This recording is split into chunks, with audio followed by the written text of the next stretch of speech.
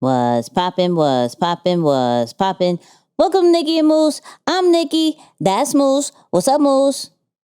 What up, y'all? And welcome to episode 56. Yes, sir. And ma'am, okay? This is going to be called Pass the Baton. Moose said, I got the title. We already know what we're talking about. Let me give you the topics, though. We're talking about McDonald's and Kanye West, Elton John, the Marley family, and I was about to say Meek Mill, but not Big Sean. That was the last one. That was the last one. Moose, how are we feeling about this episode?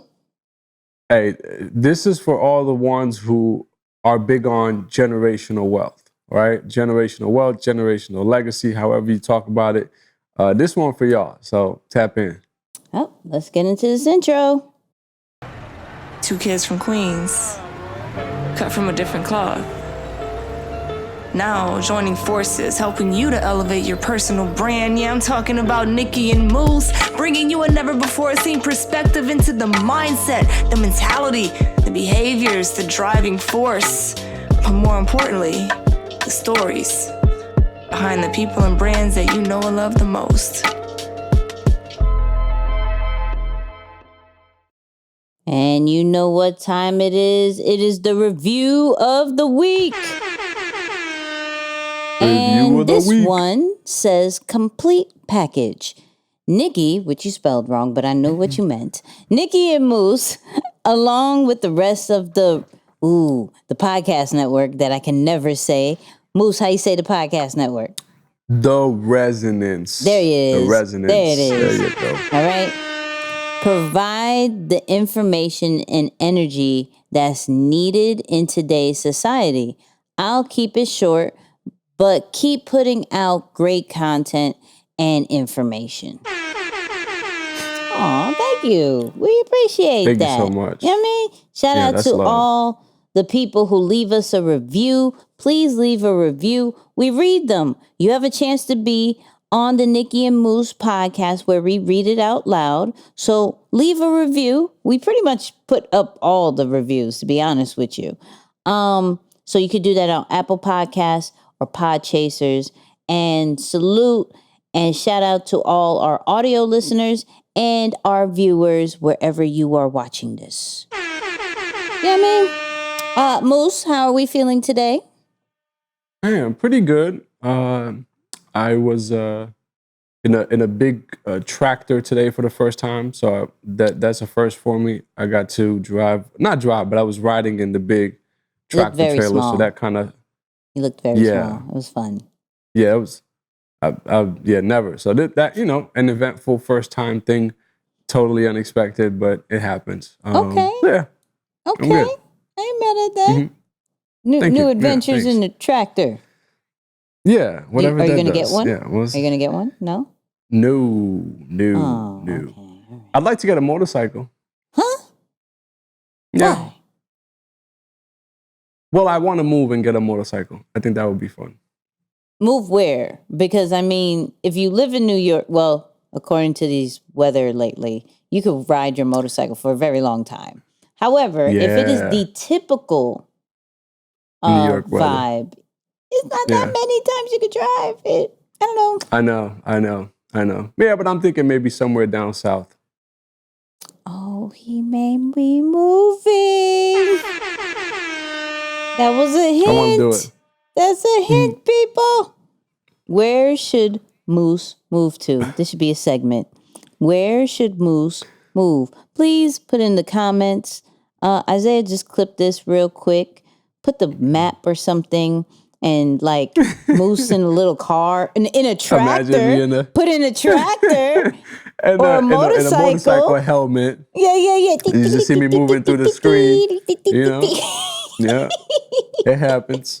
That would be hilarious. If Isaiah could do that, I am done. I'm telling you, because we've been trying to be like, what are we going to be doing? So Isaiah, if you can, him in a little bike all around the U.S. That would be hilarious.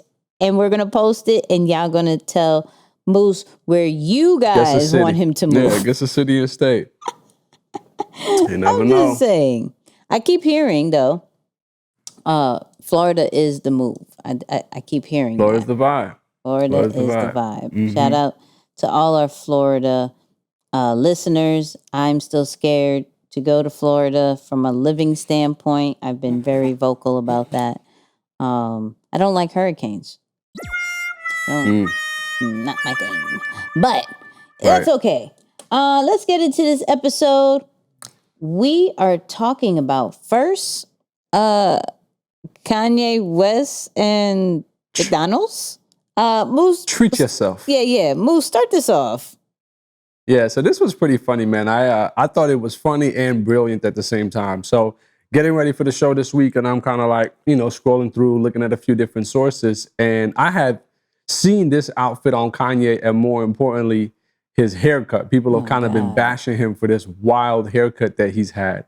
But he walked into a McDonald's in Sweden, and apparently he ordered, this unique order or whatnot, or what you see up on the screen now. So McDonald's, someone obviously took a picture of him standing at the booth to order, and McDonald's kind of spun that as an ad and literally played off of, Ye's, I guess, visit to the store to make that a meal that is available for people, right? So you see the ad there. Treat yourself. Describe the food to our audio listeners. So you're looking at not a McFlurry, that's a McCafe, some form of frozen coffee drink, which is actually one of my Frappuccino. Okay, great. It's one of my favorites too.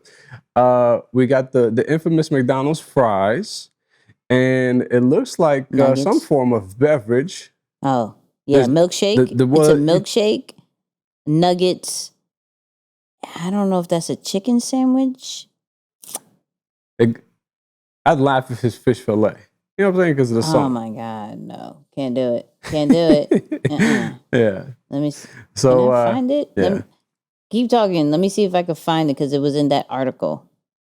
Oh, they actually talked about what he ordered? Yeah. Oh, good. It's crazy. Yep. Yeah. Here it is. But, I got it. I mean, chicken sandwich, chicken wings. Chicken wings. They have chicken wings in Sweden or whatever? Okay. Gotta go to Sweden McDonald's. Right. Chicken sandwich, chicken wings, fries, chocolate milkshake, frap, and dipping sauce, which included the slogan, treat yayself. Yeah. And he recently changed his official name to Ye, no longer Kanye. Yes, the judge allowed that name change. And I think for me, this is genius because it's like a play off of just taking advantage of opportunity. If we have a celebrity, one of the most influential people of our time, come into our McDonald's, if we don't have to wait till it officially becomes a meal like Travis Scott and Sweetie, we can make our own real quick, fast, in a hurry, and maybe just show love to him. But they're going to take advantage of that. I ain't mad at it. Take advantage of the opportunity. Now, I think, go for it. No, go. No, go. Well, I was going to say, I'm definitely with that. I think it's brilliant because, for one, immediately my mind goes to the legal side. This could be a legal battle. Yes. But at the same time, because they didn't make Ye, like the word Ye, short for Kanye, whatever, a word by itself, they're really saying treat yourself, but spelled Yesel, Y-E-S-E-L, elf, LF for our listeners there. But, I think they protected themselves legally and they kind of made a joke out of it. Even if it were to go down a battle of like some form of legal craziness, I think it'll still get the publicity that they want to kind of show like, hey, we are a big brand, but we can still move and shift and pivot real quick to take something that's hot and make something out of it. Now, this happened in Sweden. We hear about it here in the U.S., so I still think it's pretty clever. I won't be surprised if some super Kanye fans went to McDonald's and ordered that exact setup, just as a way of being like, yo, well, Ye got that, so I'm about to treat myself. Yeah, I see what you did there. I see what you did there, sir. Okay. I'm about to treat myself, yeah. All right, I see. Well, U.S. people couldn't do that because we don't have chicken. Well, I don't know. I haven't been in McDonald's. Oh, what about the chicken wings? Yeah, I haven't been in McDonald's for a while, so I don't believe. No, but I I haven't haven't been it. in McDonald's. So one of our listeners and viewers, please let us know, is there chicken wings in McDonald's? Because I promise you, I do not eat that. I don't. It's not happening. Yeah. Hopefully, I can't even play it. Yeah, there we go. Can't even play it. So if you ever have a celebrity in your store, your restaurant, and place of business, do catch a little slogan of whatever they buy, and it could possibly, and make sure you take a picture on the low, like a little B-roll kind of picture. Boop. We need the proof. Right. Yeah, we need the proof. And just create a quick campaign. Why not? Doesn't hurt. Now, next one on the What's Poppin' phase is Sir Elton John came out with another album. Now, normally it's not about the music, but this one caught me because he has Young Thug and Nicki Minaj on one song together, which I heard and I was like, okay, sir, you've been in this game for like 50 something years, not 20, 30. Yeah. 50 something years. His first success was 1968. First successful record, 1960. We're in 2021. What are we doing, sir? But I find this interesting because time and time again, we know Elton John, who, by the way, is worth $500 million. That is supposedly that's supposedly his net worth. I'm not shocked. Like I said, my man has been super relevant for all these years. Okay, classics, Hall of Famer. Like, just he has his own resume. But what I really wanted to speak about was how he collaborates and how he truly stays very humble with the people who are new in the music biz, right? And so I was looking at an interview of Elton John, Sir Elton John. I don't want to be disrespectful, right? I don't know how many times I'm supposed to say that, but I was watching an interview and the lady asked, "Look, every person that has come up to me to talk about you, they said, yo, Sir Elton John has called me, telling me how great my music is, like giving me praise. And they're like, yo, Elton John is up there. Like, how is he, talking to me?" So I got the clip of explaining why he does that. And so many people paid me compliments at the early stages of my career of riding with Bernie, and it gave me validity of what I was doing was good, and I was so touched, and it inspired me to continue. And I thought, if these people who are my heroes like me, then I must be doing good. So I've learned from that, and I think that whenever you hear something or whenever you see something, whether it's a movie, a play, a dance, a photograph, a piece of art, you should phone that person up if it affects you, because they should be told, because we're very shy as artists about telling each other how good they are. And it's just fantastic I've made so many friends from doing that. So for me, I think this is a humbling lesson, because if somebody like as successful as Elton John, who doesn't even need to be relevant anymore with $500 million just chilling, I'm just saying, right? But if when he was getting big in the music industry, if his mentors, if people who looked up to him gave him flowers before pretty much the public did, right? It's very rare to see that passed on. I think we're just in an era that it's not as common to give flowers, regardless if it's artists, entrepreneurs, 9-to-5ers, whatever it is. It's not that common that we see people give flowers. I think as we get super older, like, yeah, but he's been doing it through his whole career, right? And I think that's one of the key parts of collaborating and staying relevant is, I wouldn't say praise because that's just a really bold word, but giving people flowers while you see them doing something like amazing, calling them up, wanting to work with them when they already know like you're kind of a big deal. I think that's very smart for anybody of any business or brand.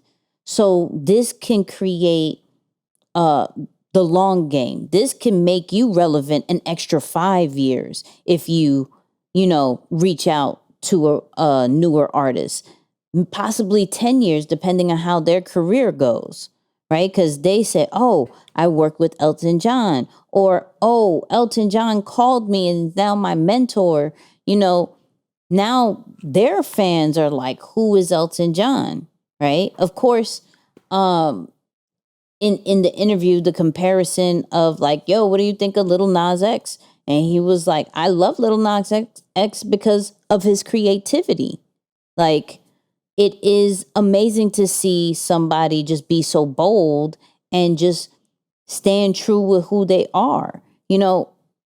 Where at this time, Lil Nas X is getting mixed reviews. He's giving Lil Nas X the flowers. Like, it reminds me, like, he reminds me of me. So, yeah, of course, say what you want about him. He's bold and I respect that.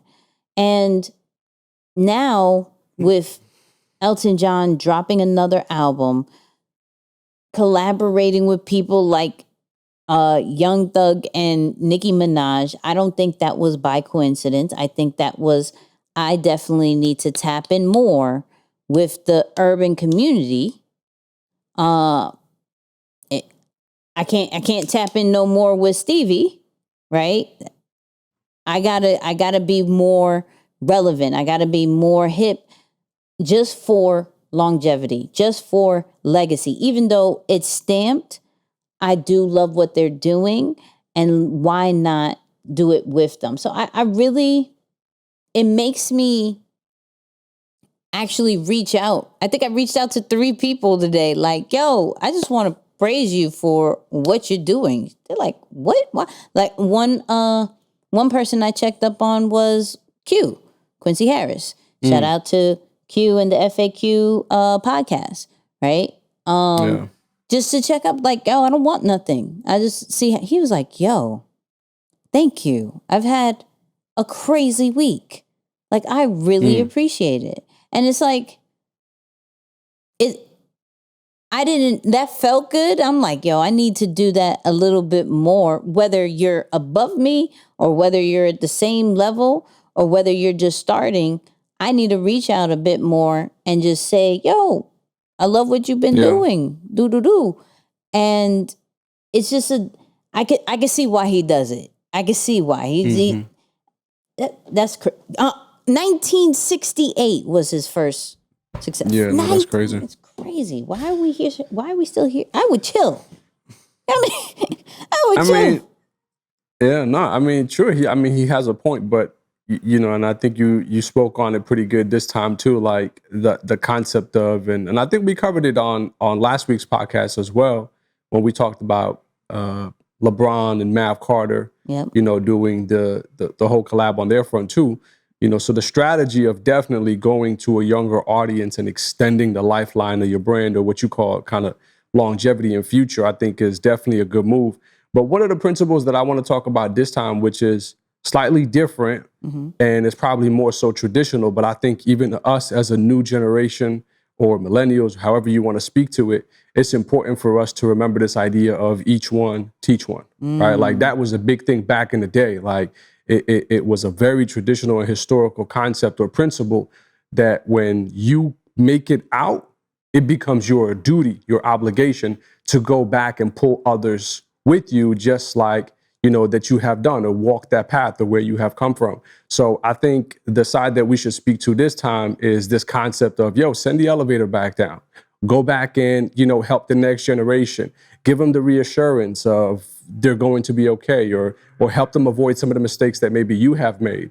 So I think that's a really cool principle that has come from previous generations. And I think us as a new age or a new era of entrepreneurs, we need to do the same thing in being a little bit more intentional in going out and helping others, those who are coming after us or whatever the case may be, those who might be stuck, those who are doing well, those who, and I like it because there's a level of humility that comes with what he's saying. He's saying, hey, like, I know everyone as an artist, they have this level of pride with them. Like, oh no, I'm not going to go and tell you inspired me, but there's that level of humility to it to come back and reach out to someone and say, man, I thank you for putting that together, or thanks for sharing that. This actually helped. It doesn't all have to be this idea of self-made because, quite frankly, again, that's not entirely true. So yeah, I like the mixture of both of those, like the traditional piece to it and then the humility piece as well. Like, I think both of those ingredients are necessary,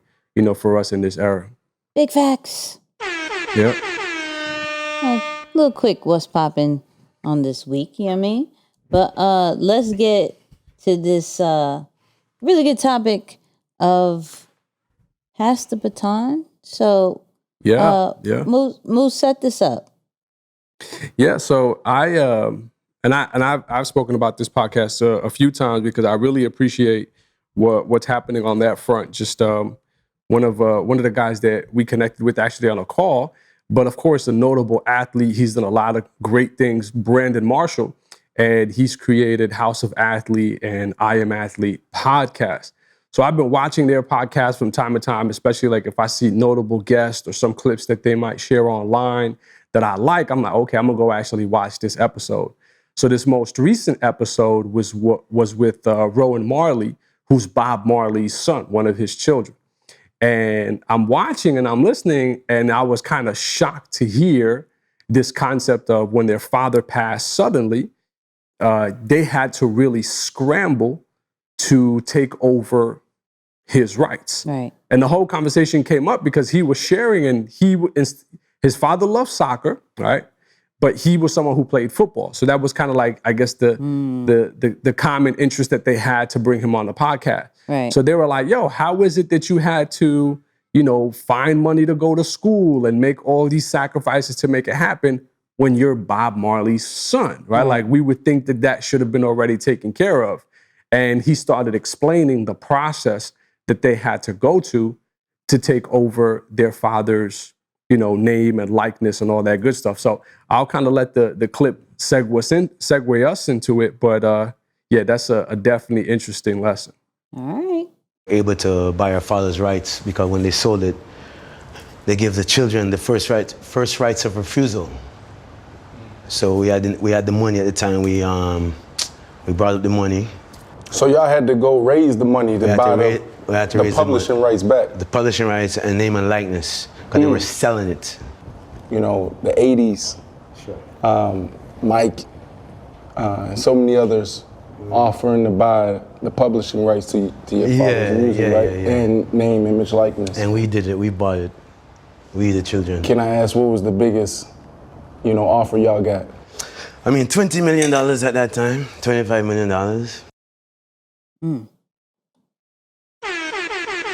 Wow. Yeah. So you're talking 40 years ago or something like that? Yeah. That's a lot of money back then. Mm-hmm. But I think for me, Um, and let's start with this. I have no kids. I have an amazing mother who is about to pass down a lot of stuff to make sure that I'm good. And I know this because we've had conversations, right? And clearly this is, I mean, when Bob Marley was alive, I mean, things are totally different now compared to before, right? But I still, how do I put this? One, makes me really look at things because Bob Marley died suddenly, right? Mm-hmm. So with that, now you're putting your family in a situation which should have been theirs instantly, right? And having conversations with my mom, it's like she has certain things in place. Like, okay, if I pass, and I'm one of those people that are like, I don't want to hear none of this. Don't talk to me about this. I can't. Like, there's some things I still have to do, but I feel like if I do them, that gives her reasons to pass. So I don't want to do them, right? But she would always talk to me about, look, this house is going to be yours. This is the stuff that I have that is a hobby that's going to be yours. I don't want anything to happen. I'm going to the lawyers. And this is years before even a real concern of her passing, but her whole big deal was something can happen to me at any time, and I want to make sure you're good. And I'm like, I can respect that, but I don't want to hear nothing about this, right? Nothing. I'm an only child. I don't want to hear nothing about my mother passing, right? But, in situations like this, when you almost expect certain things to get passed down to the person's kids, and that's not really the case, and they literally have to buy back the rights. I think this is almost a wake-up call for anybody, people with kids and people who don't have kids, of understanding like, yo, we got to get our stuff together. Like, we really got to look at things a little bit more serious, because to give that up to a random person, like, that was a body of work that people still listen to this day, that has influential movements through not only like their country, but to the US, and, still inspires music right now. And to think that got, once he passed, given to whoever, right? Yeah. And they had to actually raise money to get it back, which is crazy to me, because I don't think you would want kids to worry about that. I know I'm not going to be worried about it, but, now that I'm thinking, shoot, what do I have to have in place? And it's just a little eye-opening.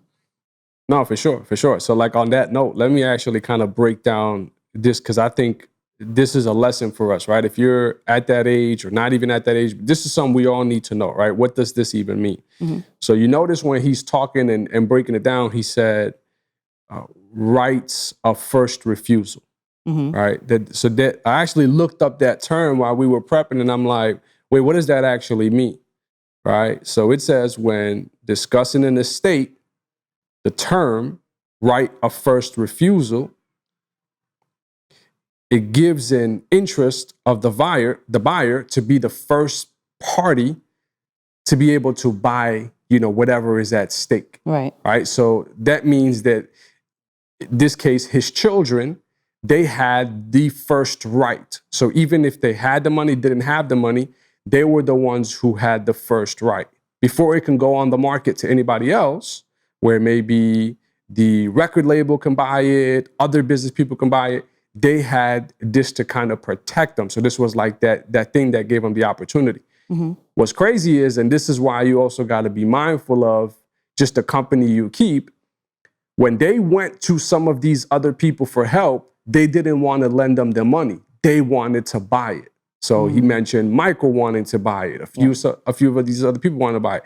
So it's like in your time of need, even those who are closest to you, there is no guarantee that they're going to be like, oh, you know what? Yeah, let me help you out and secure your future by doing that. So I think for me, that was also a wake-up call. Like, hey, when push comes to shove and we're at the negotiation table doing business, don't be surprised when people treat your family members as business people. Now, you would hope somebody like Bob Marley, I mean, this guy was an icon, a legend. Still to this day, I've watched multiple of his documentaries, love his music. I know deeply what he stood for. He's done free concerts at times when the country was literally on the verge of war to bring back peace and to help people not fight. So like the stuff that he represented is almost like, damn, really? Like, because people would usually say, oh, that will only happen if, you know, your father, your family didn't really represent something. But no, hold up a second. Clearly,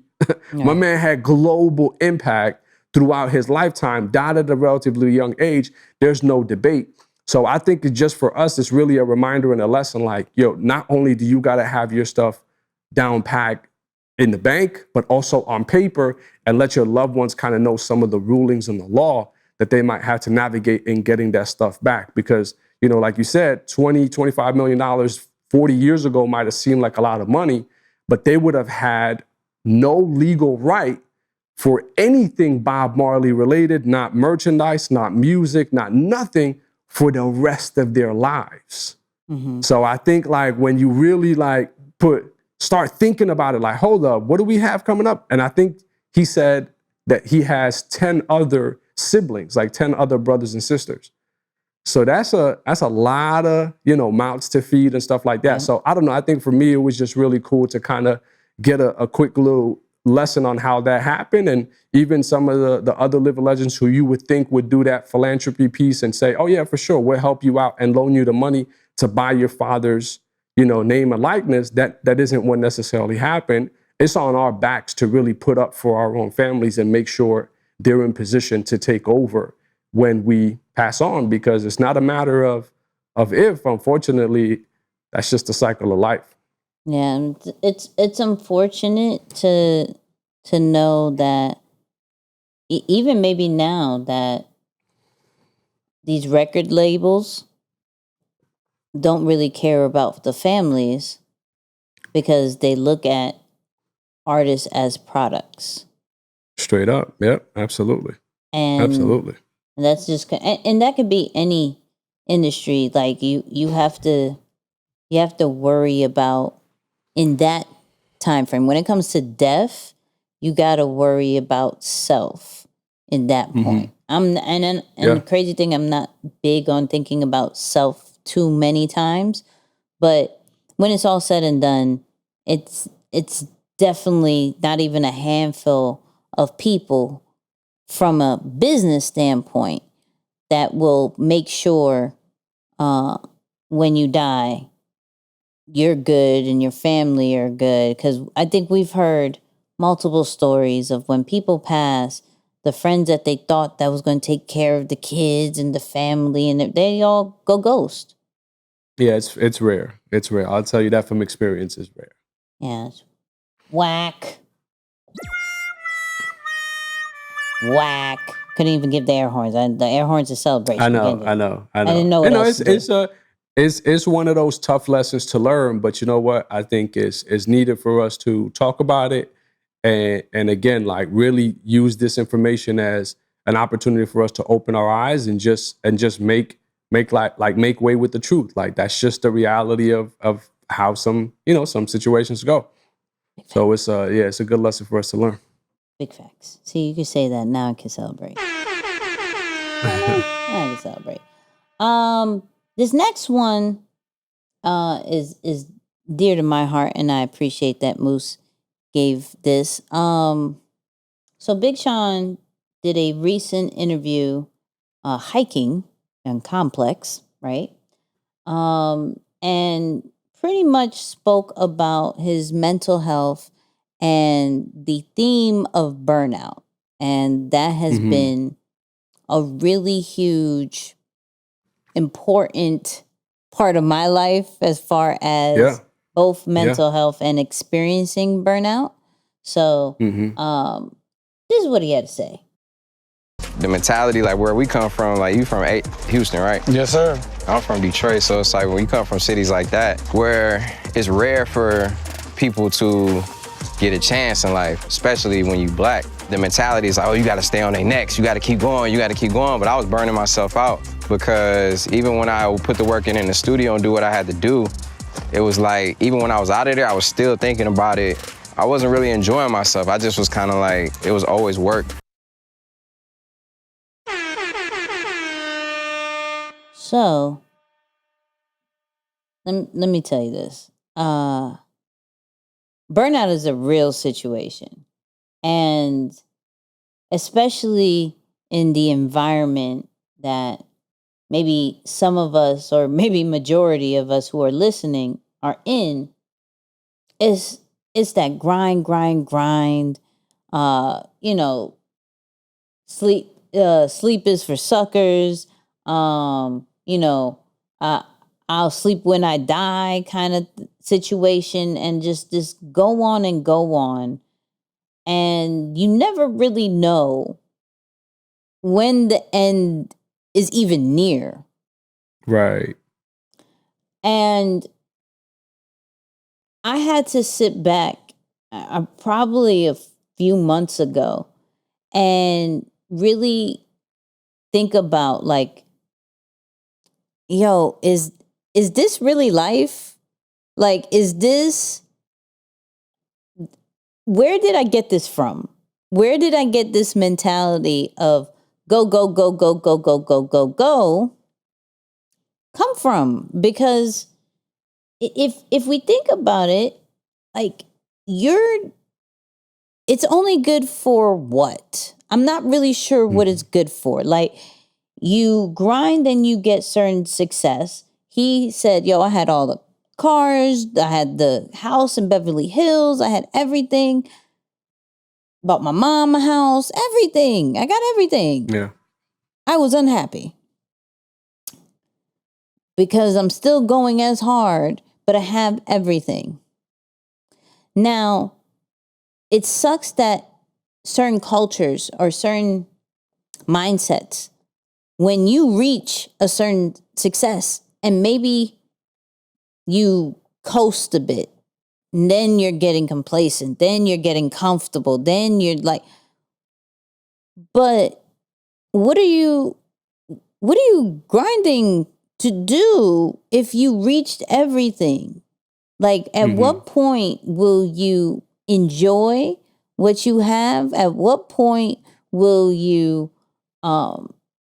reflect on the things that's been done? Like, it could cause so many, that kind of grind can not only mess with you mentally, but it messes with relationships as well, because now you don't have time for anything else.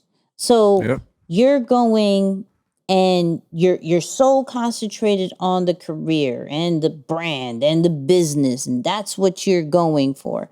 And you kind of lose track of just real life and what's happening in real life. And so now you're disconnected, which instantly makes you feel alone. Like, no one else knows this grind. No one else knows what I'm going through. Well, because you just started to isolate yourself, because you went from, okay, maybe I somewhat live a normal life, or whatever normal is to you, right? And then somewhere in your mind, you thought normal was comfortable, and you thought normal was not for you. And so you started going, and creating your own world, which then isolates you from the people you may know. Now, sometimes that's a good thing. Sometimes that's a bad thing, because, you outgrow people, right? Yeah. But doing that alone, just breaking that down, you have now become a low-key introvert. Low-key, right? By yourself, grinding, boom. And you can only connect with people who are grinding. Woo, woo, woo, right? Now, so that made it to even smaller percentage of people, right? And how do y'all talk? Y'all grinding. How do y'all talk? Where do y'all talk at? I'm kind of confused, right? So it's I hear what he says, and it's funny because we hear that, the rich people always say, having all this money, they don't have the happiness, but they're rich. Like, if they were broke, they wouldn't be saying that. But if it is a common theme, time and time again, how ignorant are you going to continue to sound to say, well, let them be broke, or that's because they have money, they could say that? Like, it's a common theme when you get to a certain point of success, and it doesn't even have to deal with money sometimes. When you deal with a certain kind of success, it's not all cracked up to be at all. When are people gonna believe that? Yeah. No, I think you're right. And, I think what's funny is that for some of us, the story we tell ourselves is, I'm focused on my dream. When in reality, we're distracting ourselves from our destiny. There are two totally different things. Right? So like when you're grinding toward... You're not going to speed past that. Like, you didn't just say what you just said. Yep, that was good. Yeah, because I'm like, man, as I think about it, it's like, the stories we tell ourselves, I'm working hard, I'm sacrificing, I'm doing all this stuff because, like you said, work now, sleep when I die, like all this. And it's true to some extent. Yeah, you need a level of sacrifice. You need to be on your game. You need to be on point. So the story that we tell ourselves, we justify some of these unhealthy habits because we tell ourselves, no, but I'm doing it for the sake of my dream. Right. But I think when we become one-sided in our approach, where we're just focused on the dream, what we miss out on is really figuring out who we are in the process. And that's that destiny part, right? So the only time ultimate happiness is achieved is when you have the dream and destiny, meaning like, I have accomplished, I have manifested the thing that I was after, but at the same time, I was also able to discover myself in the process.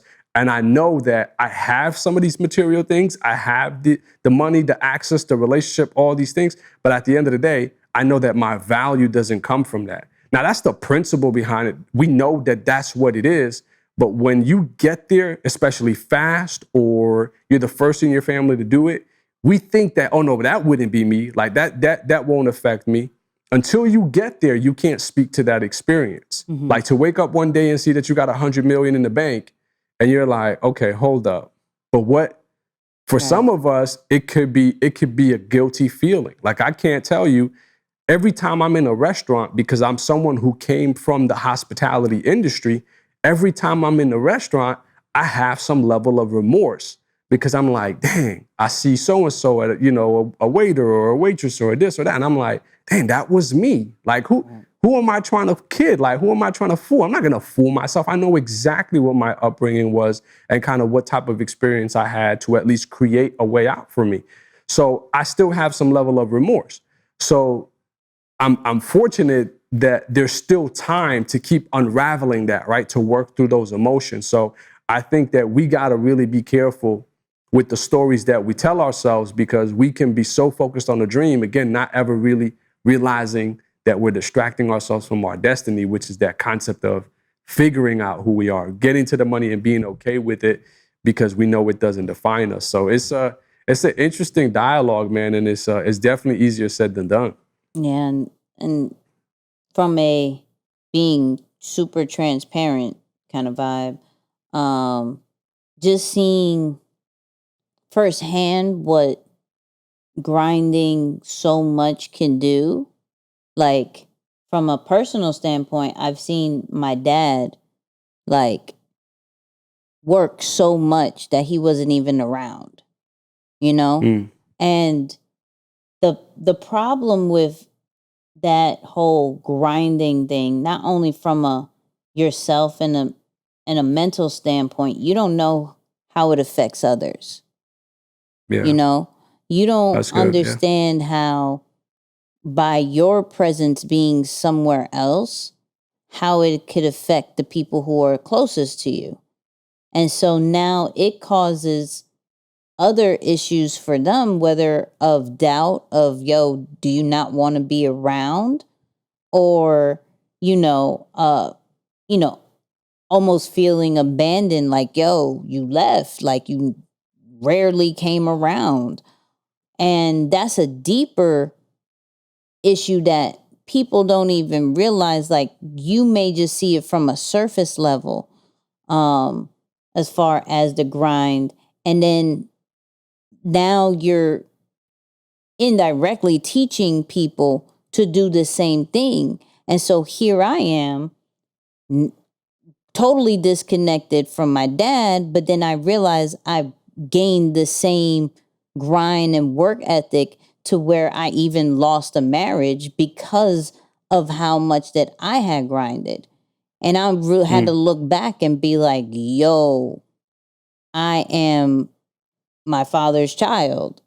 The same thing that I was complaining so much about, I have become. And you have to really sit down and be like, that cycle has to be balanced. I wouldn't necessarily say stop, because clearly there are goals to still be met, and there still has to be a level of work ethic that has to be, in place.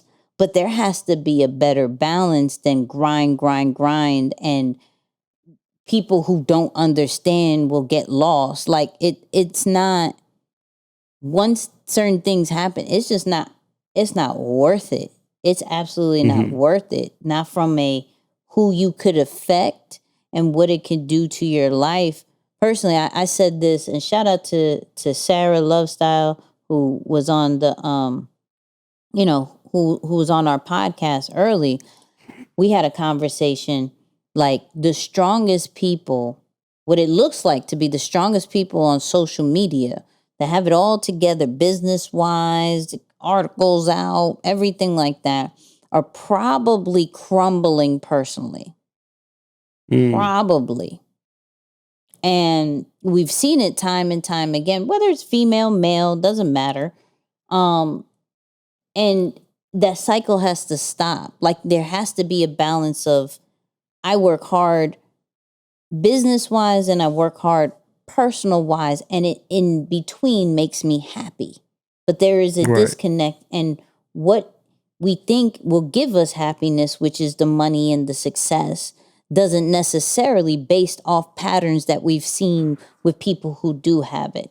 So before you continue to kill yourself over and over and over again for what we've seen on TV and what we've seen some of our favorite celebrities and influencers get, really tap in and pay attention to their language, pay attention to how sometimes they go ghost, and that's the balance that they have. Like, we know Jay-Z and Beyonce go ghost multiple times.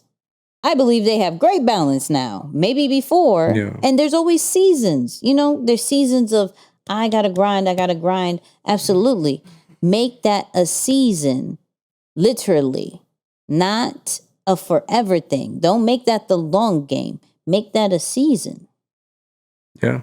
No, that's a good word. Yeah, because I know that, you and I are not necessarily speaking to, hey, like, don't focus on your work or use this as an excuse to be able to slack off. That's not the discussion, but I think it's really a reminder, again, to work on yourself just as much as you work on your business, just as much as you work on your brand. Because I think it's not fun to get to a place seeing that other pieces of you are not ready enough to keep you there, right? To maintain what you've worked so hard to accomplish. So yeah, look, it's a serious discussion, and I think the more we speak on it, prayerfully, people can be more receptive to the idea and start to see, like, okay, can I be trusted with the treasure? Like, can I be the right person who I'm not getting what I want, not because I don't deserve it, not because I'm not talented enough, but really because I just got some inner workings to do. And instead of being on the other side of it, like one of those people, and I think you and I spoke about it a few times, but I've been saying a lot to a lot of my friends, like, yo, I'm actually really proud of Justin Bieber. And it's like, yo, really? Like, you're gonna say that? Yeah, you didn't have publicly? that. You didn't have that like, conversation with me. No, but I think for me, like, I'm watching his growth and his bounce back to see someone, and he had a few documentaries out on, I think, YouTube, just to see how this man literally rose to fame so quick at 15, almost lost it all, and was able to gain back control. And most of his work was on himself. Like, for him to kind of bounce back, it was self-work. It wasn't his voice. It wasn't any of these other things that, he needed to become famous or known. It was working on himself, his spirituality, the whole nine. So for me, I'm like, yo, you got to respect that, whether you appreciate the music or not. I definitely think he's one of those people that you got to appreciate for the way he's bounced back and is now carrying himself, at a very high and consistent level. Big facts. And this is what I need everybody to do. Real quick, fast, in a hurry. Go leave a review of what you thought of this episode. Go follow us at Nicky and Moose everywhere. Salute to all our YouTube subscribers. We're almost at 3,000. Salute to all our Instagram. We're getting up to 4Gs. So salute to everybody. Tuesdays, YouTube, well, not even YouTube, our live show that we are still debating if we're going to make into an actual podcast or not. So that may be just some dialogue we're going to have. And make sure you listen to the after show. We're going to be talking about cancel culture on this next after show. So all my Apple Podcast listeners, please subscribe to All Access Squad. You could try it out for free. You can listen to a whole bunch of after shows where you just get to know a little bit more about us and all that great stuff. But, Moose, final words. Yeah, I want to keep it simple this week and at the same time quote the late, great Nipsey Hussle. In one of his songs, he says, before you run your race, you got to find your pace. So simple as that, man. Before you go out into the week, this upcoming week, before you go out there and just start scrambling things together, take a second and plan your week out.